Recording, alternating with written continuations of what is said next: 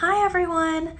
My name is Taylor. I work in marketing here with the Random House Group, and I recommend books on my own Instagram account, Books with Taylor. Today I'm going to be joined by Whitney Frick, who is the Editorial Director of the Dial Press, and we're going to answer all of your questions about writing and book publishing. While I wait for Whitney, I'm going to quickly pin a comment to the top here for those who are following along later, and we should have her with us in just a second. Feel free to start asking your questions using the little question box feature down at the bottom, and we'll get to all of those later on. Let's see if we have Whitney here. You can also introduce yourselves in the comments too. Tell me where you're tuning in from and what you're reading. I'd love to know. Let's see. I think Whitney has just joined. Let's see if we can get her up here.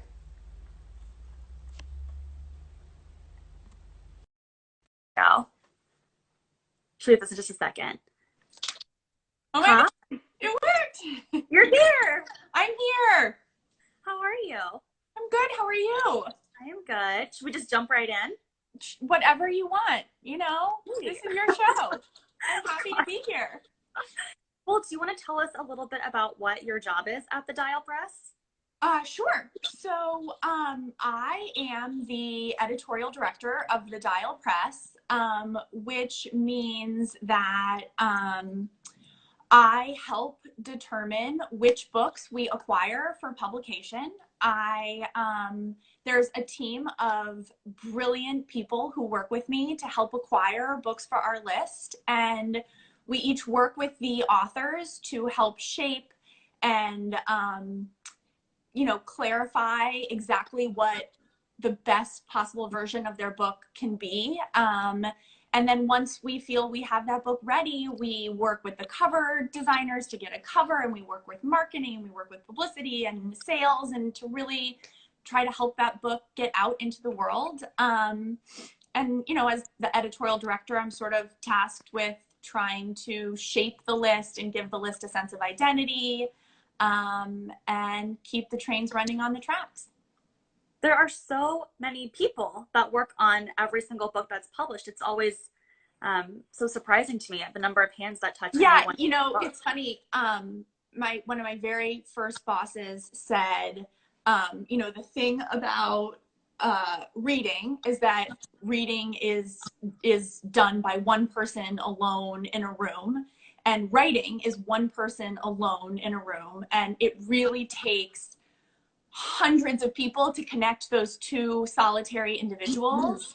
And I sort of view the role of the editor is to kind of try to help manage that process of connecting the individual writer and the individual reader.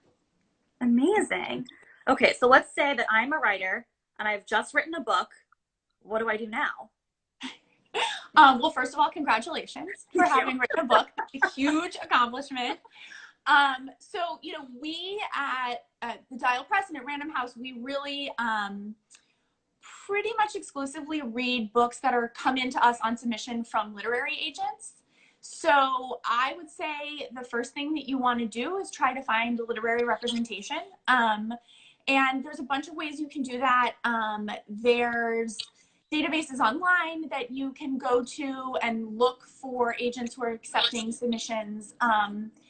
One way I think that is sort of the best way to find the right agent for you would be to go to the books that you love the most and that you feel are most similar to what you may have written, and flip to the acknowledgments and see, more often than not, the author will thank their agent, and then that gives you a name and a place to start, and you can go to that agent's website and find out what their submission guidelines are. And then usually what happens is the agent will work with you to help shape your manuscript, if it's a proposal, to help put the proposal together. And then the agent will recommend who the editors are that she or he thinks would be best to review your work, and then send it out that way. So I would say, first of all, writing a book is a huge, huge accomplishment. It takes an enormous amount of work. So that if you've done that, you've done amazingly so far. But really try to be very clear-eyed about exactly what your book is, what it sits on the shelf beside? What are the other books that are like it? A reader who would like your book also enjoys what other books? And then that's a good place to start to look for an agent name. That's really helpful. I love the idea of going to the acknowledgments page. I always flip there because I always want to know, what friends worked on. Well, I feel like because we're in the business, we always want to know like who worked on this book, and we like immediately. Yeah, I mean, I always joke that the first thing I read is the acknowledgments page of every book. So yeah, it's very fun. That's a really great tip. And so I'm already seeing a lot of questions here. We'll get to those in a minute. But can you tell us what you look for in a submission when you first get that in from an agent? Sure. Every editor gravitates toward something different, and there's so many books in the world for so many different readers, because we eat, there's a lid for every pot. So I would encourage people who are trying to find an editor or trying to find an agent to keep trying. Like, everyone's reading for something specific. For me personally, I have always been most interested in helping to shape and magnify and promote the voices of women and marginalized genders. So for me, one of the first criteria I look for is whether the author identifies as a woman. The second is I really gravitate toward, I want a book that evokes an emotional response in its reader. There are editors who love books that play with style or form or convention, and those can be dazzling works of literature. That's just not what I personally love. Like, what I love when I'm reading is something that like really just makes me feel something. So when I'm reading on submission, it's really a lot about like just the emotional response that I have. And then the third thing is that, I really like authors who have a strong sense of voice and whose storytelling has almost a mission behind it, like that you read it and you really have a sense of, why did this person feel that this story, and it can be fiction, it doesn't have to be nonfiction, it doesn't have to be an academic text, but why does sharing this story feel important to this author? What about telling this story communicates something about the way we live and the way we can live better? And those are the things that I personally gravitate toward the most. Yeah. So what are some of the books that you've published that fit into that kind of mission statement? Yeah. Well, so I joined the Dial Press about 2 years ago, and we are publishing our first sort of full list just this year. And so one of the first books that we did on the Dial list in January 2020 was a book called Dear Edward, which is so good. I can show it to you, but I think it's gonna be backwards if I like hold it up. That's this one. And this is by Anna Napolitano. It's a stunning, absolutely beautiful novel about a young boy who is the sole survivor of a plane crash. And it is about the people who come and with whom he connects. And it's really about what it means to live well and how to overcome trauma and grief. And it's gorgeous. So I love that book.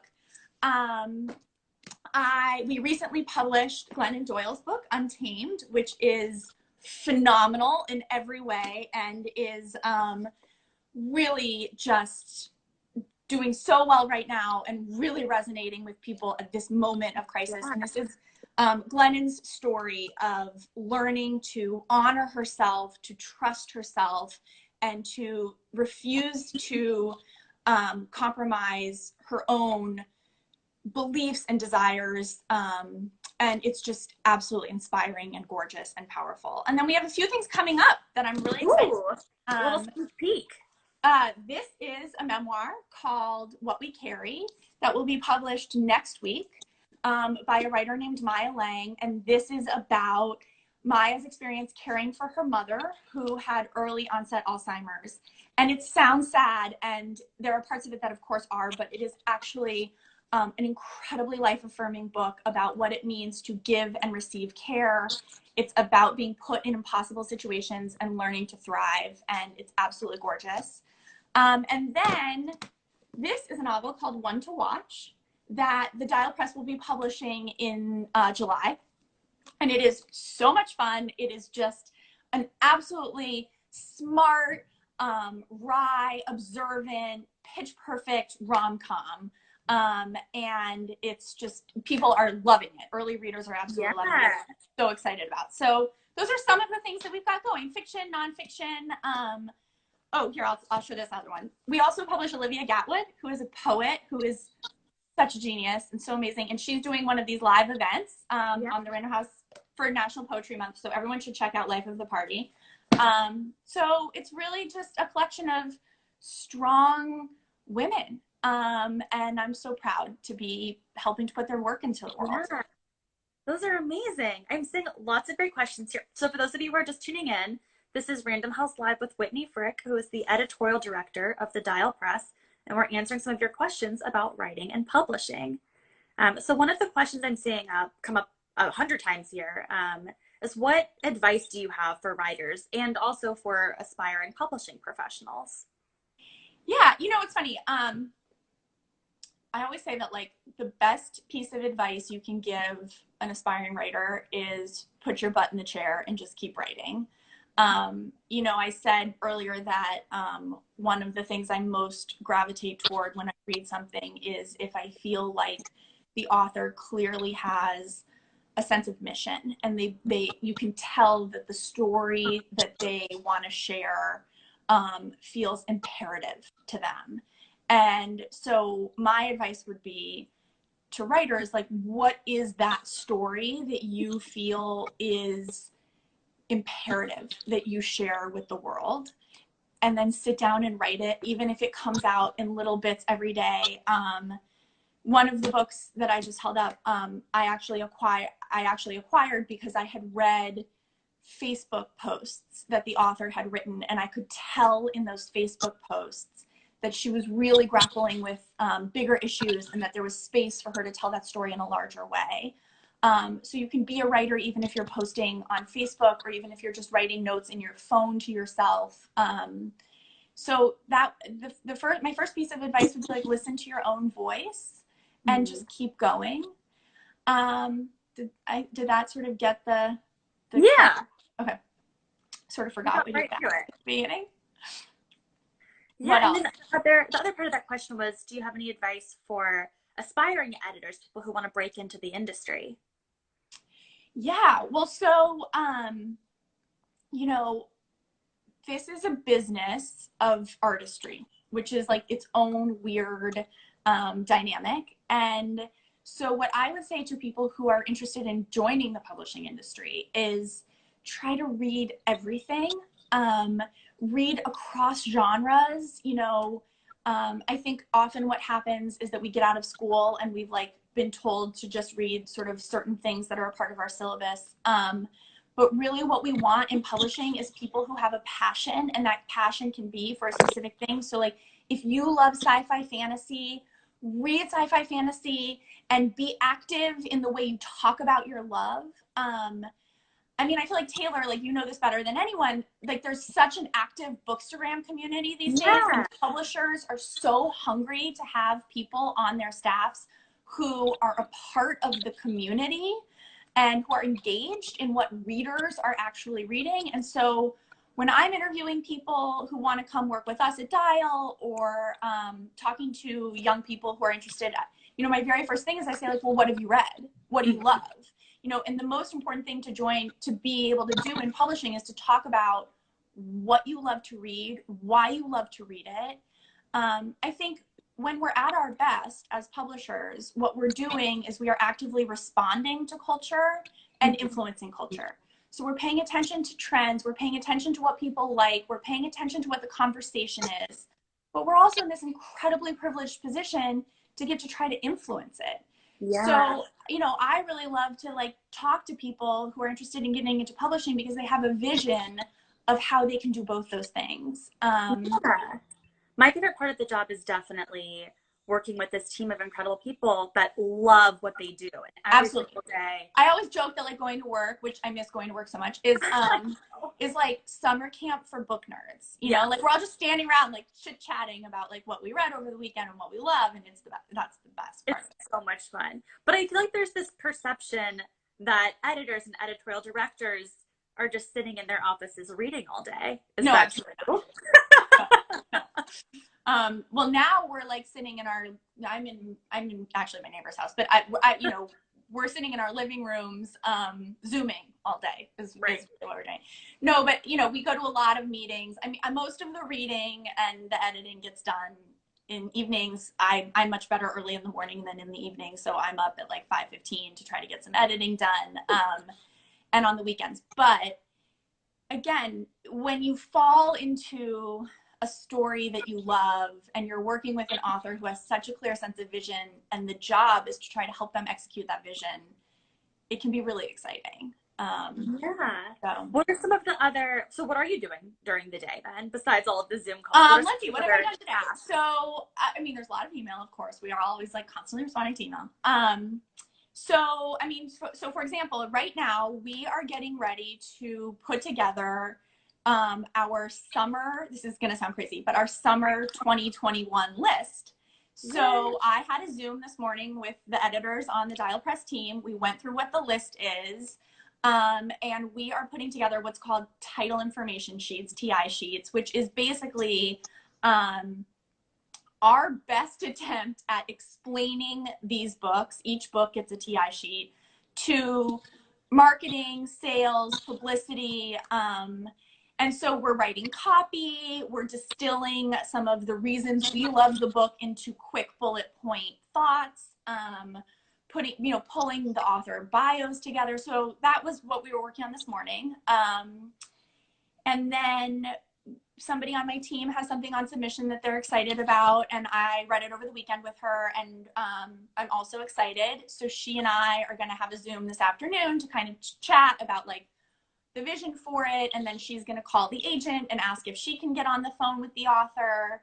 So, you know, we're just sort of responding to things that are coming in, and then I finished editing something over the weekend, so I need to call the author this afternoon or email the author and see when we can get on the phone to talk about the editorial process. So it's lots of books in different phases of the pipeline. Yeah, and there's so much more to the job, because it is really a business at its core, which is not always the perception, which is really interesting. So do you have any other tips for writers kind of who are in that between before they've been published? You know, are writers groups helpful? Do they have, absolutely. I mean, I think, and earlier I said like butt in the chair, do the writing, do the work. So that would be number one. You know, really sort of actively working to hone your voice. And if that means you join a writers group for either the accountability that provides, or if it's that you join a writers group so that you can get good feedback.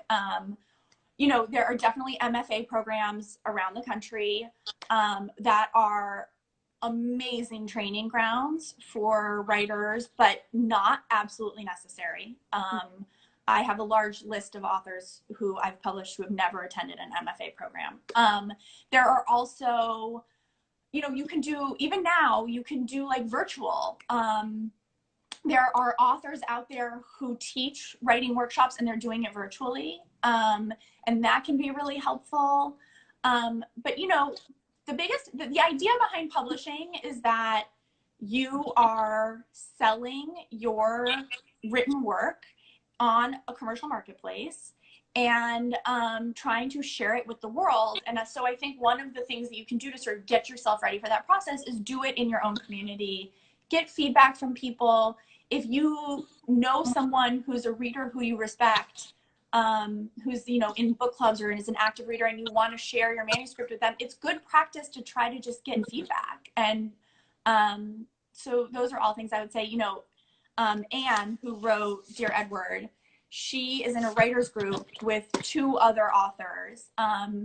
And the 3 of them have been sharing their work with one another for like close to 20 years, I think. So they met when they were, you know, in their 20s, and they are still like, she sort of describes it as being like three legs of a stool. So I think finding people who you can put in your family and quote unquote family, and share your work with them and respond to their feedback, that's the first step of becoming a published writer. I would say maybe it's also the hardest step. I'm sure it's so scary to put your labor of love into someone else's Oh, hands. I mean, I'm not a writer. Like, it's terrifying. I can imagine it being terrifying. But again, that goes back to my saying that, like, I really love working with people who have a sense of mission. Because there is a difference between writing a journal or writing a diary and writing a book. And the difference there is this belief that the story needs to be shared. And I love working with people who really believe their story needs to be shared. Amazing. Well, that's about it for our time today. Thank you so much for joining me. This was wonderful. Thank you for having me. I hope people want to follow the Dial Press and read some of our books. We're really excited about what we have up ahead. Definitely. And you guys can stay tuned for more Random House virtual events coming up this week and next. Thanks, guys. Thank you. Bye. Bye, Taylor.